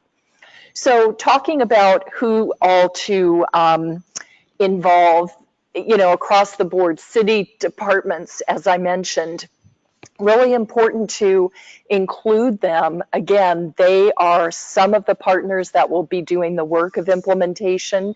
Let's have a shared voice from the beginning. Here's where we come in: nonprofit organizations, community members, universities, the local government, be it the mayor's office. And then again, on the right-hand side are the kinds of data, the kinds of processes that we need to go through to really inform well all of the work that we're doing. So a couple of tips that I'd like to offer that support your efforts, whether it's on something similar to Livable Communities or whether it's your own data efforts of gathering data from the community and using it for the community. The message here is, don't just bring people into you by hosting and advertising an event and wanting folks to come, as you see on the right, but also on the left, going to where people are. I think this sort of outreach or pop-up event may have happened at a pickleball event, and there were other kinds of things that were planned in parks, in libraries, in other locations, where residents were coming for an event anyway. They were told about Livable La Mesa. They were given an opportunity to complete the survey right then and there. So not only bringing in, but going out and really being mindful of what our engagement plan is and how we do that. So nitty gritty, what did we do for the one on the right where we invited folks to come in? On arrival, we really wanted to have folks get started thinking about the kinds of things we wanted to go deeper and ask about. And we also wanted to have a powerful visual where everyone could see for their own selves what was sort of coming up. So we had this slide up just to let people know about interactive posters that we had all around the room. And on one part of it, we asked for each of the domains of livability, how important is this domain to your quality of life? And we very simply used red, green, blue dots. Very important for green, so for yellow, not so important for red. So we would see a visual on that. And then we use sticky pads to say what could improve your quality of life in each of those areas. So here's where we have folks putting the dots and the sticky notes, as you see, and we had the pop-up banners for each of the domains of livability that I went over with you, so that folks could see those as they were coming in and at a quick glance be aware of what that definition is. And so here's an example of one of the completed posters that you're seeing there, so that again, at a glance, you could see folks had a lot to say about this area. And what we can see right away at a glance, don't need a report, don't need a lengthy, that everyone that responded to this thought it was very important. So transportation, a hot topic that we need to pay attention to. Now, this is just a little taste. Critical mass, we did 4 of these listening sessions or community conversations. So we had the same interactive walls at each of those and combined them at the end of the day. And then folks sat down to talk more in depth about what their experience was with each of those domains and what their recommendations were. Here's another way for a different kind of event so that you're seeing the low tech but high visual, high impact opportunity to do something simply. We didn't need expensive posters. We used a wall and put topics for discussion for that project. And we sort of did it as a round robin. So stand, go to the nearest poster, start there, and then circulate in a clockwise manner. Simple instruction, but it got everybody up and active. And when we've done these, we've really found overwhelmingly that people want to contribute. They're very thoughtful about the comments that they put. They're speaking with each other, as you see there, about what they're seeing or what they're contributing. So it's already sparking networking and opportunity to connect with each other.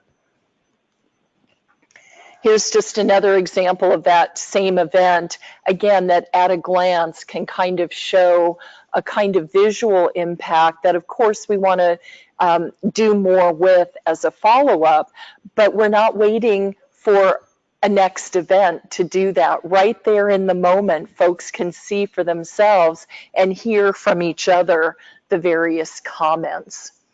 Now, this is an aside of yet another project, but I wanted to point out a concrete example of a very simple assessment. On the right, you're seeing a model of thinking that we were presenting that has color-coded of stages. You need to engage, you need to empathize, you need to plan, you need to pilot test, and so forth. And we also had the plastic wristbands that corresponded to various aspects of that model. So on the left, you see here, what we ask participants is, what is your personal goal for this day? If it is to increase your own knowledge, put on a green band. If it is to inspire creativity, put on the orange band. If it is to, and you get the picture. So again, the same kind of visual.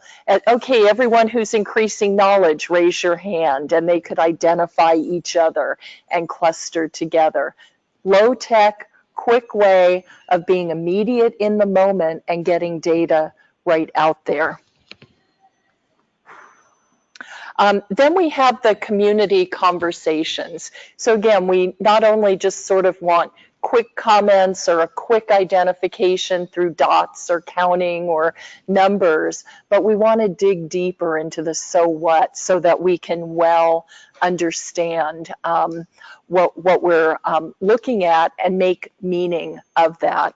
So for the community conversations, we broke folks out into table groups and again did that in a very simple way, but it was facilitated discussions around the topic that served not only to inform and share with each other, but to help us make sense of what was going on. So one example, in our survey and in some of our early conversations and the sticky notes, we were getting the message that you got to do more to engage men. You've got to have a male response out there. Men are in crisis. Men aren't coming to things. And so when we dug a little deeper in that, we were able to understand that there are gender-based differences in participation and engagement and also in the programming. So understanding better the how-to of being solution-focused, using that data to design a really crisp intervention was helpful to us. This is another event where we're doing similar kinds of conversations. And here what we did, instead of having participants go around and put their sticky notes and comments up front, what we did is broke them on the back end after we'd gotten all of that information and we're doing the action planning into topical areas where we used the data that they had given us along with city staff to draft a vision. We asked them if this vision was realized, would it make La Mesa a more livable community? And they had input to that.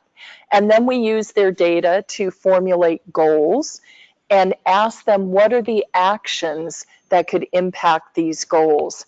So La Mesa ended up with 6 areas that they wanted to look at. And so we had sessions for 3 and 3 of those, 2 sets of them, so everyone's voice could be included. And the reason that you see different color stickies on there, this time we were writing them. So we were facilitating a conversation, and the first set, the yellow or green or whatever color is showing up on your screen, was round 1. And then after the round 1 conversation was done, because it was seniors, unlike a conversation cafe where we asked people to stand and move, we moved the posters around. So when we go to the second group, we recapped what the first group had said, tried to build consensus there, and then saw what they would add. So the next color, the orange, was what group 2 said. And then we took the posters one more time to the third group and we recapped both of the first 2 and invited the third group to add to it. So again, we had some very, very rich data. Now this will absolutely result in a report. We took all of those posters back to the office with us and transcribed those. We'll do a content analysis for similar themes, but I want to say that the sparking with each other that happened, oh, that's a good idea, but what if we also did this? Oh, that's pretty cool, but what about doing it this way? So again, having the conversation together, as we know in our collaborative conversations, is very much the same for community members building on one another as well. So presenting our findings, we tried to keep the data simple. I think the type showed up a little bigger than you're seeing it now, but after we collected the survey and the initial dots and comments, we said, this is how many of you responded to our survey. This is how many of you came to our initial community conversations, and let them know who came. In this case, 70% women, 30% were men. We had a bit of a bias for a higher socioeconomic status than reflected the full community. So we were upfront about that and invited the community to give us tips for having more diverse input. So we were able to gain from that. This is an example of selecting out a lot of the data that we needed. The community didn't know or want to see every bit of it.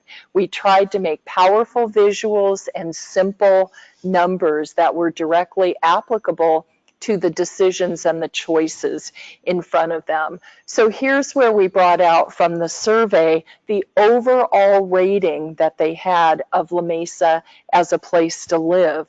And so we sort of drew the inference here. We said almost half of you said that it's already an excellent place to live, and nearly the other half said it's good, it's fine, it's meeting my needs.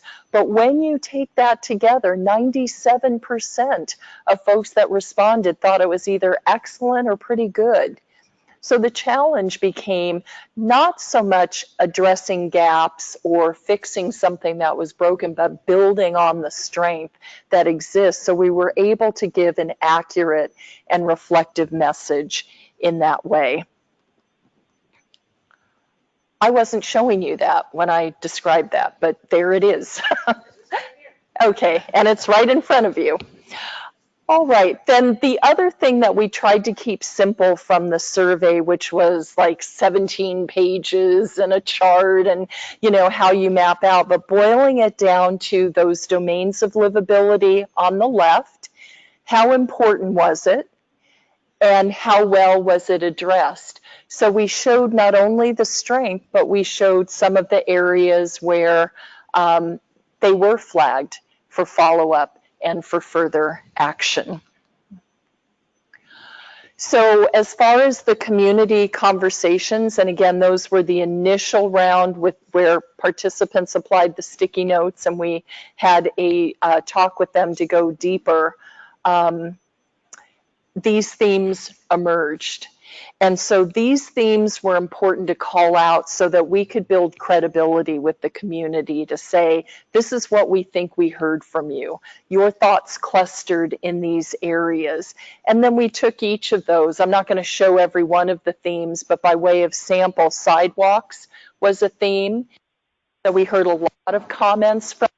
Primarily what we think we're hearing is we need to do a better job of creating access for individuals who are disabled with those sidewalks. That street conditions in some places are very poor.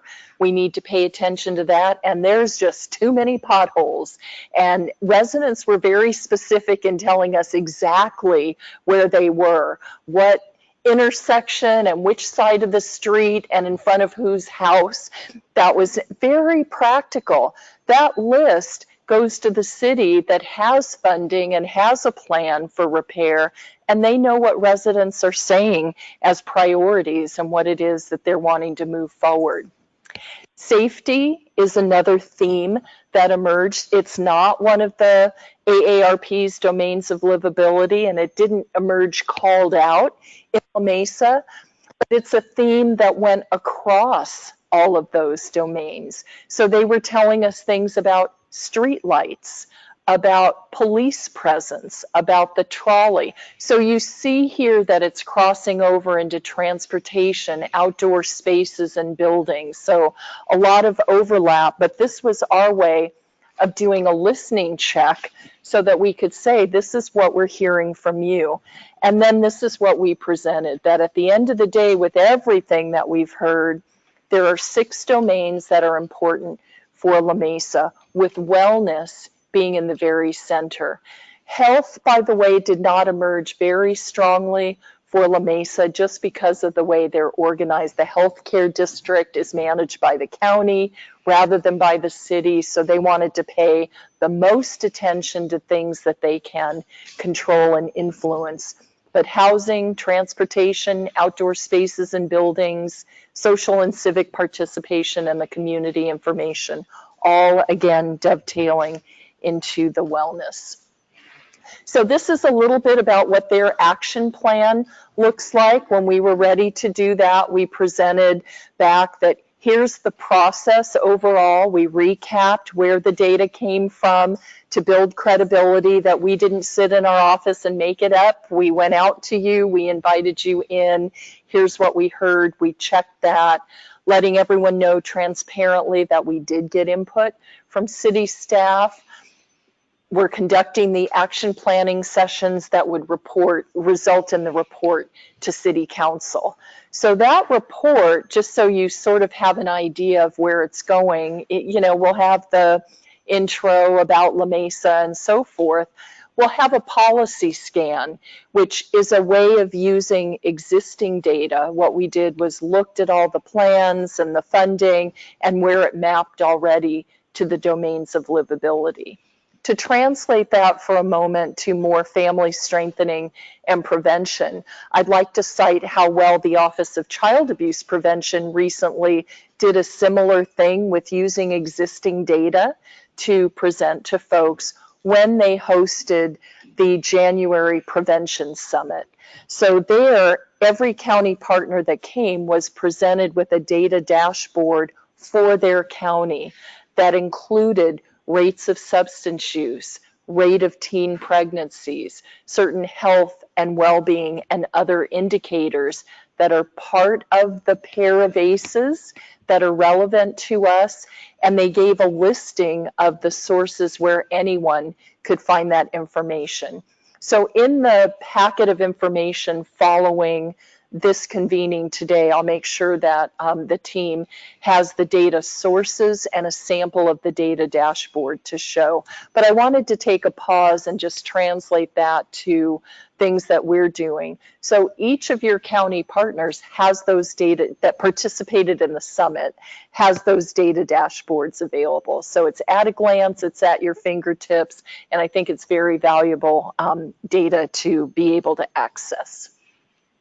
So again, here's the final report coming through again to sort of say that being mindful of the audience, the various ways that we report out what we heard and what we learned, as Todd was recapping today, happen in lots of different ways. When we recap to the community members, this is what we heard from you, it will be in a different way of recapping to the city council, who is the funder, so that we're knowing our audience and we're paying particular and specific attention to what it is they're wanting to hear. So with that, I would like to invite any questions or comments that you may have. Anyone here in the room first have a question or comment?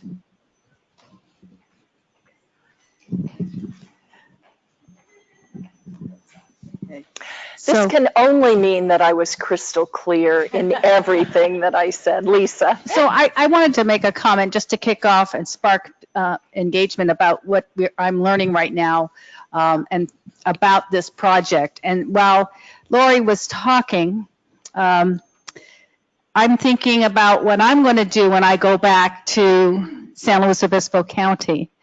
And one of the ideas that sparked in my head was we're moving a building or office in July to a new site, and it's going to be on a school campus in the community. And of course, I'm going to have an open house, right? And I'm looking at it as a way to take one of these activities that, okay, I have an open house, I have a captured audience to ask similar themes about what is it about the Family Resource Center needs to improve on to provide for the community, or you know, and I haven't articulated in my head quite well, but that's sort of my thinking.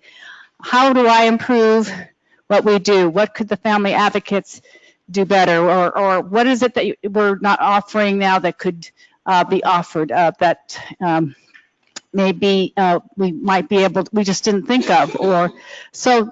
That's how I'm thinking about how to take this lesson today, about how to apply it at that moment to capture the information to inform us, using community, using participants to tell us how to improve our services. That's exciting. Glad to hear it. Oh, now we got hands. Okay, Cedric. Well, I just remember in my past job, as we were working on accreditation, that whole thing, and it's making my brain kind of think about what we can do future at PIC. That whole idea of strategic conversations is a great way that our research department gather data right away, because you have the parameters of, you know, how do you improve? Did you like it? Did you not? And you have real answers, and with real people meeting each other that have the same answers to come up with better ideas. So that's something that we could possibly do. And some of our, if we ever have a community forum and wanted to know about our services, we could actually give parameters to the community and see the spark conversation. That is so exciting to hear. And what's jumped out to me from what you said is real people with real answers. And what I love about that is that it makes a survey not being our automatic fallback or knee-jerk reaction. I'll just name that I think one thing our field has done a lot of is sent out surveys and hope that people respond to it. But when they respond to a survey, they're limited to telling us what we ask them. And they don't go deeper, so it's not real, and it may not get to that flexible area of having a solution. And surveys are great. They absolutely have their place. They're a wonderful tool. But the ability to get real people, real solutions, and go deeper is easy to do, and it's very effective. Yes, Jolie. Hi, I just had a comment and like a question. So I really like the visuals. I thought that was really neat and something like I would participate in myself if asked. Just curious about and I wrote down a few of the words that you mentioned. How did you guys come up with that plan? Like, or how did they come up with the plan with the bracelets and I just thought that was really neat. Like, what is the thought process behind that? Well, so first of all, it's a team approach. I think that some of the, forgive me for looking away, I feel they should get the front view. They've seen my, but first and foremost, a team approach is really critical. All of the best work that I've ever been a part of has come out of team planning, team ideas, because when any individual thinks of an idea and you take it home to the team is always going to make it stronger and better and more innovative than any one person thinking on their own could do. So part of it is the willingness to have the courage to take a risk, to say, hey, I think we ought to do X. And I think the second part of it, as I've mentioned, is team approach to refine the idea. And the third one, and Todd touched on this in the recap today as well, is being willing to try new things. Worst case, didn't work, and you go to plan B. Part of what I like to say whenever we're gathering data or doing a community meeting or any kind of thing is, I've got a plan A, B, C, D, and E. I hope plan A really works, and I'm going to spend the most time on plan B because if A doesn't work, that will, but there's still backups on your feet to make something effective. So knowing that gives me more confidence to try it and see if it'll come out there. The bands was someone that was just very clever and innovative. They came with a very different idea about bands that the team refined. It was sort of, let's do a fun giveaway. Well, no, we wanted to make it meaningful to the purpose, and we wanted to be able to tie it to data that we were interested in. So I think thinking of the purpose in mind and thinking of multiple learning styles, that's another part of what I like about varying the approach. Not everyone is concrete sequential and wants to see numbers on a chart, but some do. That's their best language. Others want a story that tells the outcomes and the impact. So when we put it all together, it's just so much richer. So thanks for your comment. Uh-oh. We have an online question. We'll bring you the mic in a moment. Let's take the online comment and then we'll bring the mic. For the remote viewers, we need the microphone. Susan Weaver, an online participant, asked, were you able to engage the part of the community with less social economic status and hear their input and concerns? Well, Susan, that's a great question, and thank you for asking that. We were able to do that in part, but not as much as we wanted. So part of that was an outreach initially of asking the city of what strategies have they used successfully to bring in diverse voices and voices that aren't often heard. And we pursued those strategies, didn't get a whole lot of input. A strategy that we brought forward was working with faith communities. So we reached out to churches and mosques and synagogues and places of worship within the community writ large that are tied to particular and diverse communities. We also connected with a cultural broker program that is not as active in La Mesa as elsewhere, but we sort of went knowing that we may not be the credible voice or the most access, but wanted to partner with folks who were connected and who could help make those voices visible. And I will say just very briefly that once we came back with the results of the survey and the baseline assessment, we were transparent of saying this particular ethnic group is 7% in the population, and we got a 1% response. And the community said, that's not acceptable, we need to do more. And so we were able to increase motivation by using the data and garnering more and additional ideas. So we didn't bring the equivalent response rate all the way up to 7%, but we did raise it some, and I think broadened awareness. So thanks for a great question. Comment here in the room. First of all, I want to say that I love what I've heard, and I think it's very doable, and I would love to see, because it's a place where I would want to live, and I think it's very doable across the country. However, it's a place I would like to live. It's not a place that I work in South Central, where the total opposite is true. It's not safe for the babies, and it's not safe for older people or anybody in between. And it is so fraught with problems, so nobody wants to tackle it. But I just wonder if some of these cities that are so well, like La Mesa and some of the areas that are so good, if they'd like to join together under your leadership and try to come up with a plan that would work the same thing in an area like South Central or Pacoima or one of those poverty areas, Palmdale, some area that, you know, that has all these problems, because we want to do those and they're easier. This would be a difficult thing, but I don't think it's impossible. Well, thanks for that comment. I think that really sparked the opportunity to think about peer exchange in a different way. So part of what first of all, you're a real person with a real solution. So goes to Cedric's point that he made earlier. But I think the point of looking at communities that have become livable, particularly any that may be comparable in some ways to another community that hasn't yet embarked on that, and getting members of communities to have a peer exchange and to help with that. Your other idea is really about matching, you know, those that are able to do certain things with others that have barriers. Let me mention a small example of what we were involved with a few years ago in a high performance partnership project here in Los Angeles.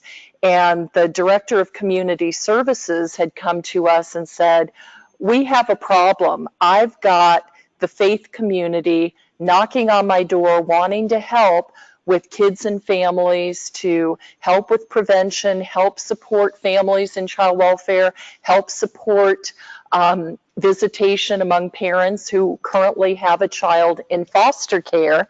And I've got affluent churches that have resources but no time. And I've got impoverished places of worship that have time but don't have the resources to create a home-like visitation room, so that parents don't have to visit their kids at a table at McDonald's. They can come in and play together. This was a partnership waiting to happen. So the affluent churches provided materials, funding, paint, and so forth to make home-like visitation rooms, and volunteers from other faith communities got trained in how to partner with resource families and how to be value added and how to come alongside with authentic.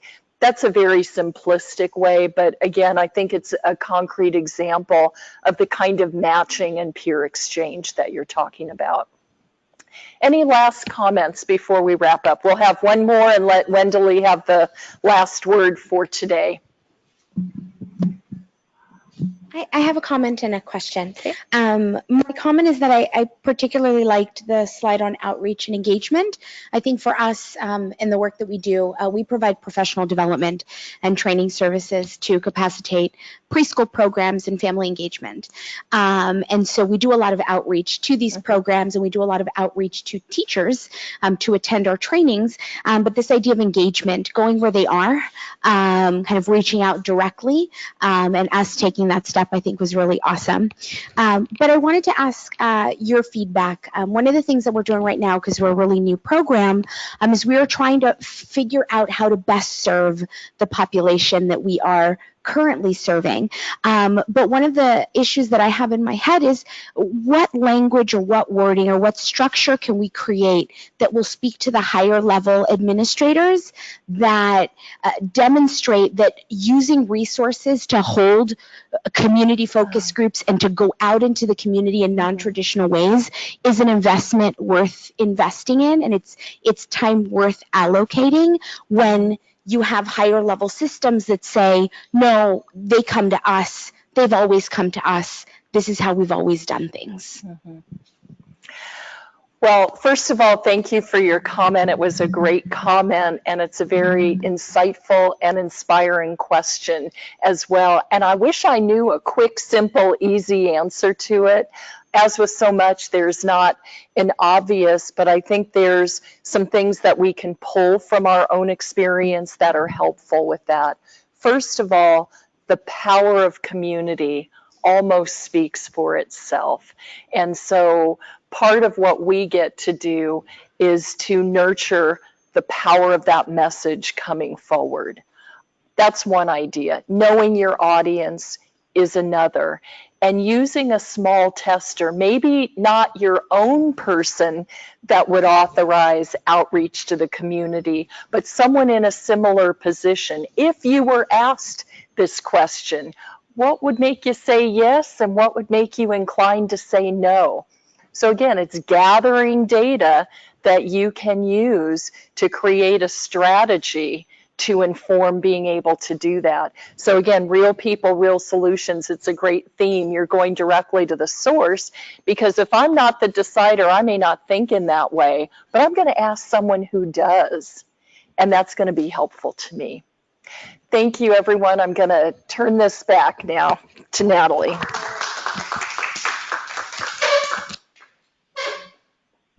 Hi, everyone. This is Natalie. Hi, online world and remote sites. I wanted to clarify and confirm. The convening follow-up email will be sent next week, and it will include a link to all of the slides from today, to the online evaluation workbook from Jolie Mason, as well as links to the videos and other relevant information. And then you can visit the Strategies 2.0 YouTube channel to access the recording of this convening and our previous convenings, as well as the learning communities across the whole state. So it's a great resource. And I will include a link to the YouTube channel in the email as well. Thank you. All right. So we're wrapping up.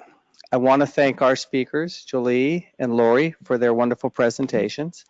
And I'm just going to, a couple of summary comments. What I like about the last presentation is it speaks about qualitative data that maybe isn't the kind of data we have been collecting.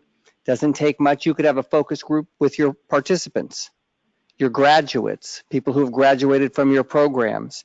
You could have it about prospective participants, people in your community. So again, I know we often think about data in terms of data we're collecting on our active participants, but there's an opportunity to collect on former participants, graduates, invite them to coffee and have a focus group and ask them how their lives have changed since they last were in your program. So these are really low cost, easy ways. The qualitative data, and again, we don't talk about qualitative data very much, can be very compelling.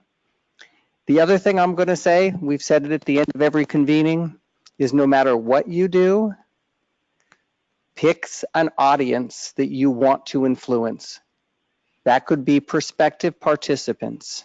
That could be your current clients. It could be your line staff. It could be your managers, the director of your agency, your funder, a policymaker. Doesn't matter which one, pick one. Grab some data you have on your services, data from a focus group, any kind of data, and produce a report.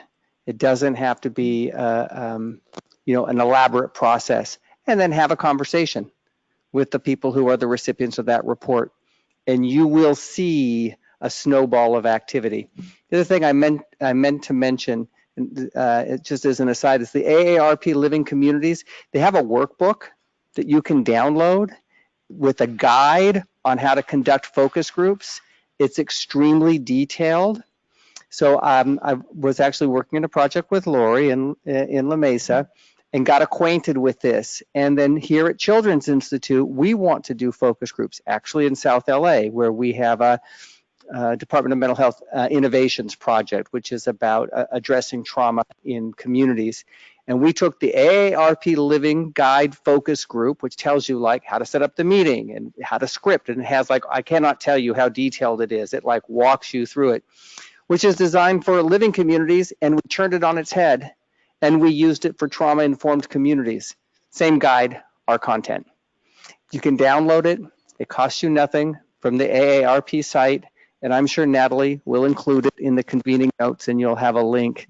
If you want to do your own focus group, that's all you have to do. Read it, put in your content, take out their content. Their content's great, by the way, but if your topic is different, but it gives you all the other things. I cannot tell you how detailed, like almost where to buy the paper. Like they're like, go to the drugstore, buy paper, and then like just walks you through each step. Otherwise, want to thank you for today. Lisa, you want to make a final closing comment? Well, thank you, Todd, for being part of these 4 series. We started working way back in August, and here we are, it's May, and we're closing out on this very successful 4-part series. And what I'd like to share, is that this is an example of some data we have to do to make sure that we are improving the learning community process. And it's so important we hear from you. So I'm giving my little spiel here to make sure that you do, online audience as well, make sure you do the evaluations, because this is not just going to inform us how to improve, but we want to know how to carry this forward in the next year.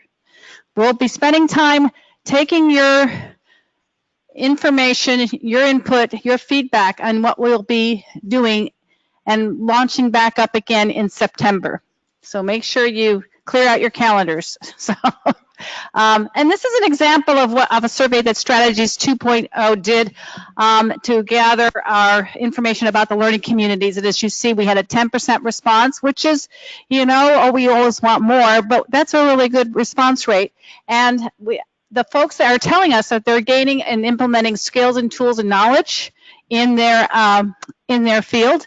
And here's an actual quote, that the learning community is really beneficial. I enjoy the collaborative interaction and growing with the people in my community. I don't think you wrote that, Jolie. Somebody else did. So please, online community, please share your thoughts with us so we can develop the learning community for next year. Please do your evaluations. I see in front of me that they are. Look for our surveys, and when we ask you to give us some feedback, we promise we'll make them short, but we'd love to hear from all of you. And sign up for the newsletter. Those that are new today, those who are new in our audience, go to the Strategies site and stay connected to everything that Strategies 2.0 has to offer. You can request or enroll for trainings. You can seek any kind of consulting services as well. So it's as easy as just jumping in and learning more about this wonderful initiative that we have across the state of California. And like us on Facebook, Twitter, join us. I look forward to connecting with you all in the coming days. And Lori, thank you for bringing Carol today. It was a real pleasure to meet you. And Carol, we love your comment at the end of the Lori's presentation. You gave a lot of us some deep thinking about other communities and how they too can create healthy and livable communities. So thank you for that comment. And I'm going to say au revoir, adios, sayonara, goodbye, and enjoy your summer. Bye.